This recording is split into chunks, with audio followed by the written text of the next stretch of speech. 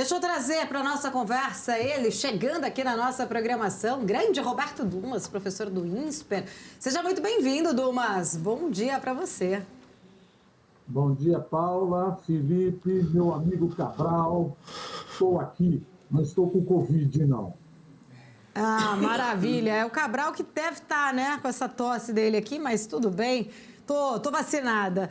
Ô, Dumas, deixa eu trazer aqui, né? Primeiro, são vários pontos importantes, mas começando aqui, entendendo a sua visão. O Banco Central, aí, na sua opinião, está certo ou não em manter esse tom mais conservador do comunicado? Haveria espaço para alguma sinalização já desse início do ciclo de redução de juros para a próxima reunião? Ou ainda todas as incertezas, principalmente em relação ao arcabouço que foi modificado ontem, trazendo um pouco mais de afrouxamento, além ainda dessa preocupação sobre o núcleo ali ainda de algumas pressões de inflação ainda acontecendo, ele foi realmente certo em trazer esse tom mais conservador? Qual que é a sua opinião sobre o comunicado?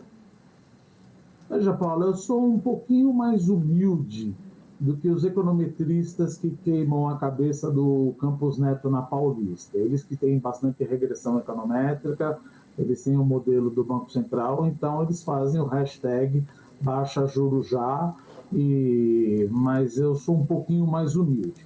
O Cabral falou, veja, você está com... A gente esperava uma coisa dovish. Veio dovish, mas não tão dovish quanto a gente esperava. Então, se a gente pegar e diminuir isso daqui tudo, o que aconteceu, você pode perceber o seguinte, além do Banco Central falar que, olha, tem que ter um cenário externo. O Cabral acabou de falar. A Christine Lagarde vai continuar subindo juros, o Bank of England está subindo taxa de juros, e o principal ponto aí é que, infelizmente, isso daí foi subproduto da política. Ou seja, você começou a brigar com o Banco Central, as expectativas inflacionárias começaram a subir desde janeiro. A expectativa inflacionária agora está de 5,12. Se você pega a curva de juros do começo do ano, lá do ano passado, já esperava que a taxa de juros poderia cair. Mas se você pegar, sem querer dar uma de economês, etc., a curva de Phillips inflacionária, não é aquela curva de Phillips velha, é aquela de Phelps e Friedman, que fala que taxa de desemprego aumenta a aceleração do desemprego, que é o desemprego de equilíbrio. Veja, existe ainda um risco. Agora, pode ser que seja em agosto, veja, o Banco Central falou nem sim, nem não. Não deixou a porta aberta, por outro lado, ele também não deixou a porta aberta, pela parte de que pode subir mais taxa de juros, mas, gente, eu preciso saber o que vai acontecer dia 29 de junho. Eu preciso saber qual é a reunião do Conselho Monetário Nacional. Nós vamos mudar a meta da inflação? Acho que não. Nós vamos fazer uma meta contínua ou vamos fazer uma meta pelo ano gregoriano? Como é que vai ser? Isso influencia nas decisões. Mas, para mim, o que mais influencia na decisão aí são duas coisas. Primeiro, teremos remuneração dos combustíveis. Então, falando, a inflação caiu, inflação caiu, inflação caiu, inflação caiu na machadada. Ela deve subir em setembro novamente, tanto é que a expectativa está de 5,12. E a meta é 3,25. Gente, 3,25 para 5,12 são quase 2%. Aí o pessoal fala, mas você não está querendo bem. Vamos entender uma coisa. Nós já falamos isso várias vezes. A inflação é o pior imposto para o mais pobre. Nós, vocês, que são criados a danoninho, graças a Deus, que temos uma renda razoável, claro, sempre poderia ser um pouco maior, mas qualquer 3, 4, 5 reais no quilo do feijão se aumentar, quem ganha de 1 a 2 salários mínimos não come. Não come. Então, quando aquelas pessoas falam você precisa baixar a taxa de juros e ter um pouquinho mais de inflação, veja, você está tirando comida do prato do mais pobre, que é justamente aquilo que o governo estava defendendo. E outra, é aquela coisa, missão dada é missão cumprida, sem querer dar uma de tropa de elite. Qual é a meta da inflação? 3,25. 3%. Estou aqui para buscá-la. Não está contente? Você é Conselho Monetário Nacional, Haddad. Tebet, você é Conselho Monetário Nacional. Banco Central, ele tem só um voto no Conselho Monetário Nacional. Muda a meta. Foi para 5%. E aí eu li hoje no jornal que teve um economista que falou que se a meta fosse para 4%, posso discordar, né? Ainda podemos discordar. Se a meta fosse para 4%, de uma hora para outra, a taxa de juros cairia.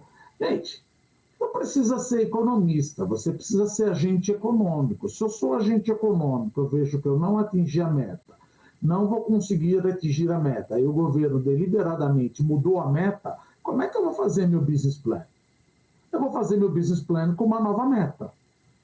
Não só com uma nova meta, mas eu vou incluir um prêmio de risco caso eu não atinja, o Banco Central não atinja a meta da inflação do ano seguinte, ou lá para 2025, o governo pode chegar e falar, quer saber, mudei a meta de novo. Então, além de eu precificar meus bens e serviços, vamos supor, para 4, 4,5%, que é que o governo queria mudar, eu já acrescento um ponto percentual a mais no meu plano de negócios. Então, é falacioso achar que aumentar a meta da inflação reduz a taxa de juros, prejudica mais ainda o trabalho, porque o agente econômico fica preocupado que você vai mudar a meta novamente e aí você precisa puxar a taxa de juros mais do que puxaria se você tivesse credibilidade.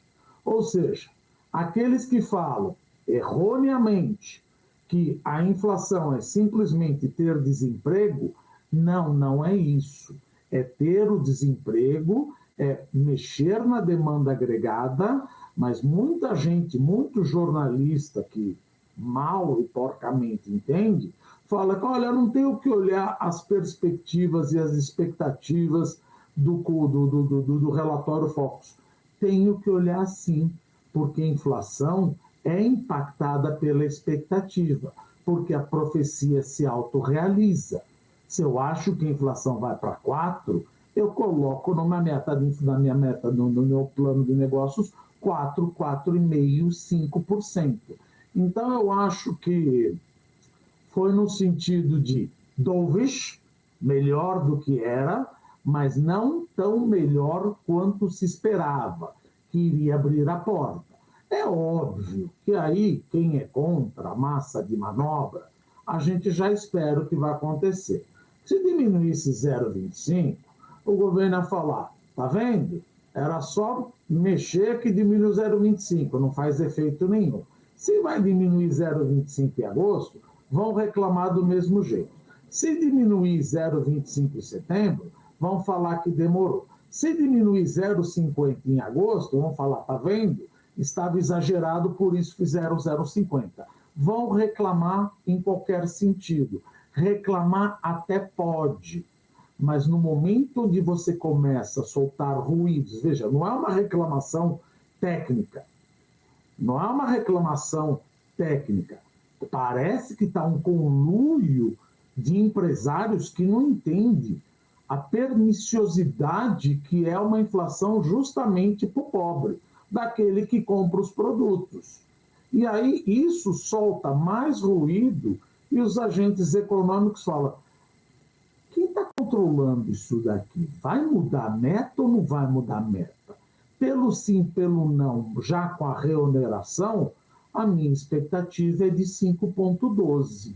5,12 tem uma meta de 3,25, eu solto um relatório, ou melhor, solto um comunicado menos dovish do que a gente esperava. Não tem outra explicação.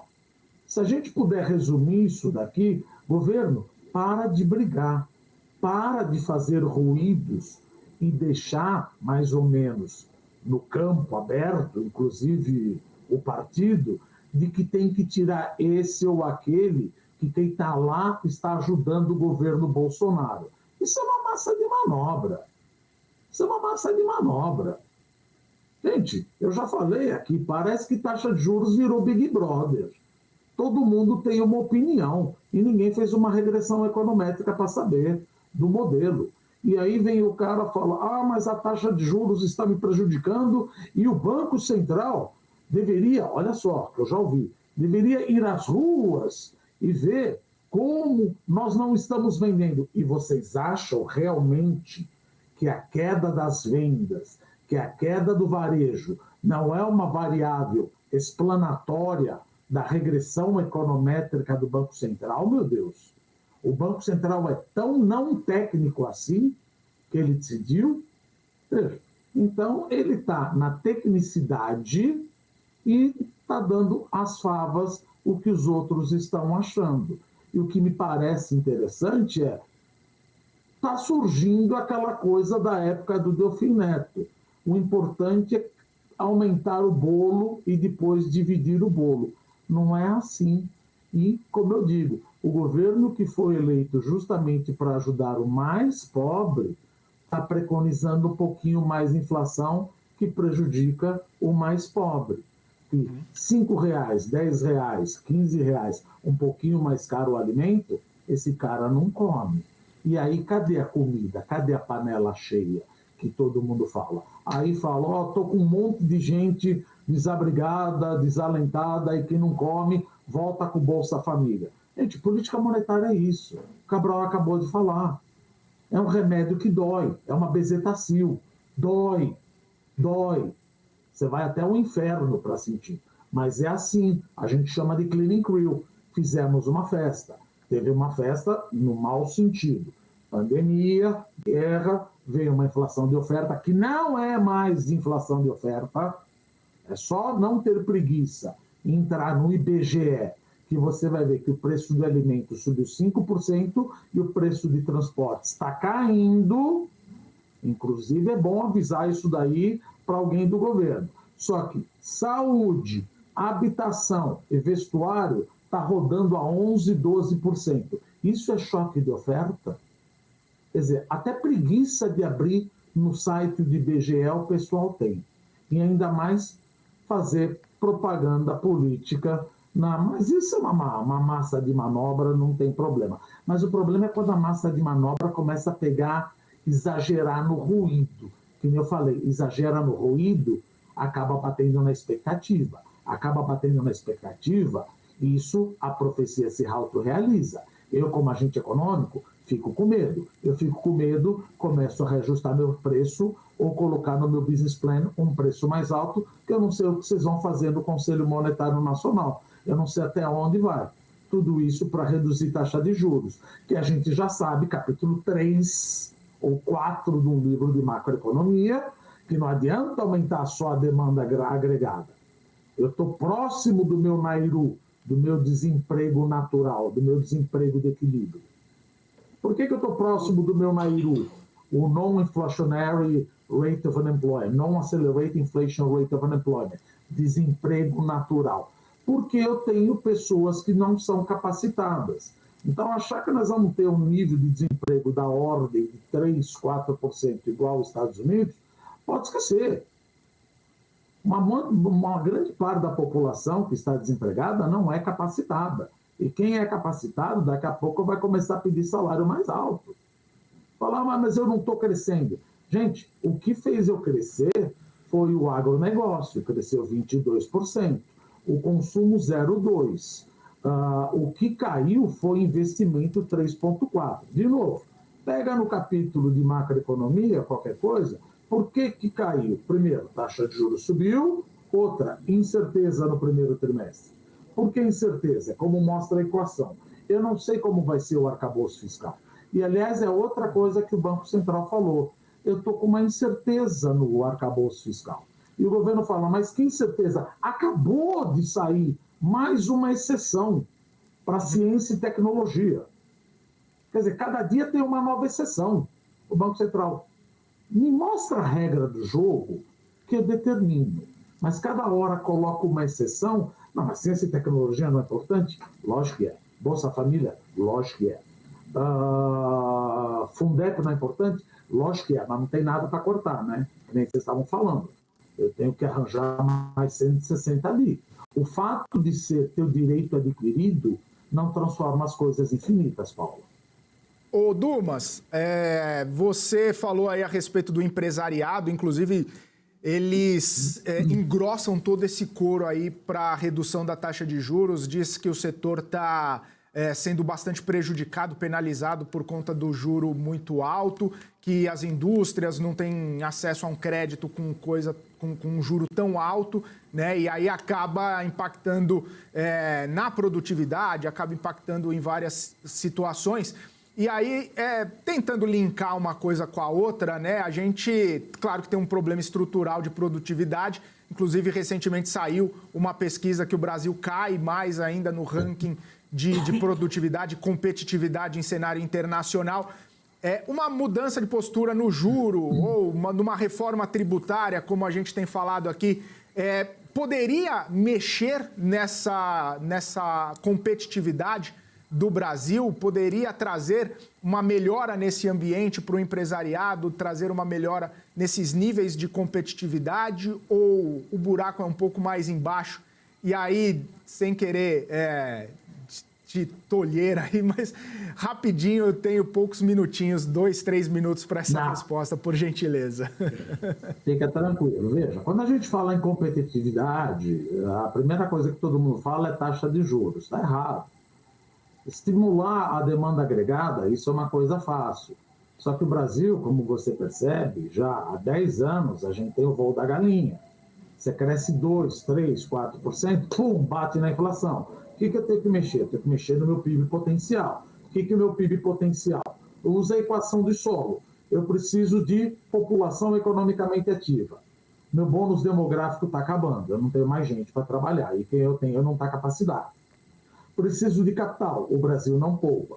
E aquilo que o setor privado poupa, o setor público pega para financiar a dívida pública. O que sobrou? Produtividade total dos fatores. Produtividade principalmente do trabalhador e do capital. Não vou entrar na parte do capital, mas só para você ter uma ideia. Nos últimos 5 anos, nós investimos 1,7%, 1,8% do PIB em infraestrutura. Para repor a depreciação acumulada, eu preciso investir 3,2%. Então, provavelmente, eu já estou com um gargalo de logística lá na frente. Segundo, 43% da população brasileira não tem um ensino secundário. E o nosso estudo, por exemplo, no PISA de 2018, só para você ter uma ideia, de 77 países, o Brasil em leitura pegou 59º, matemática 72º e ciência 67º. Sério mesmo que nós vamos culpar a taxa de juros pela minha falta de competitividade ou minha falta de capacidade de produtividade do trabalhador? Precisamos colocar mais dinheiro? Não precisamos colocar mais dinheiro. Vou bem rápido. Eu coloco 30% do que a OCDE coloca por aluno, $3.873 por aluno no ensino básico. É muito pouco. Só que eu coloco mais no ensino superior. Aí vem alguém e fala, você está falando mal no ensino superior? Não, mas se você pegar os países que sempre deram certo, foram mais produtivos, investiram mais no ensino básico do que no ensino superior. Só para terminar, no ensino superior, a gente investe por aluno $15.364. A OCDE investe $14.072. Gente, eu preciso investir mais no ensino fundamental para ensinar o moleque a ler e escrever. Não adianta falar em inovação e tecnologia se quem está trabalhando não sabe ler um manual de lava-louça. E eu faço uma dúvida, eu faço uma questão aqui. Pega aquele que está do teu lado, eventualmente, ou não vai arranjar briga na família. Pede para ele ler um editorial de jornal e fala, me explica concisamente o que o editorial de jornal falou. O brasileiro não sabe nem ler. Então, esse é o problema da competitividade do Brasil. Não adianta querer falar taxa de juros, taxa de juros. Não é a taxa de juros. Eu preciso aumentar o meu PIB potencial. Maravilha, Roberto Dumas, sempre um prazer falar aqui contigo e temos, claro, assunto para a próxima semana que eu quero destrinchar um pouquinho ainda mais toda essa história de competitividade e investimento em educação.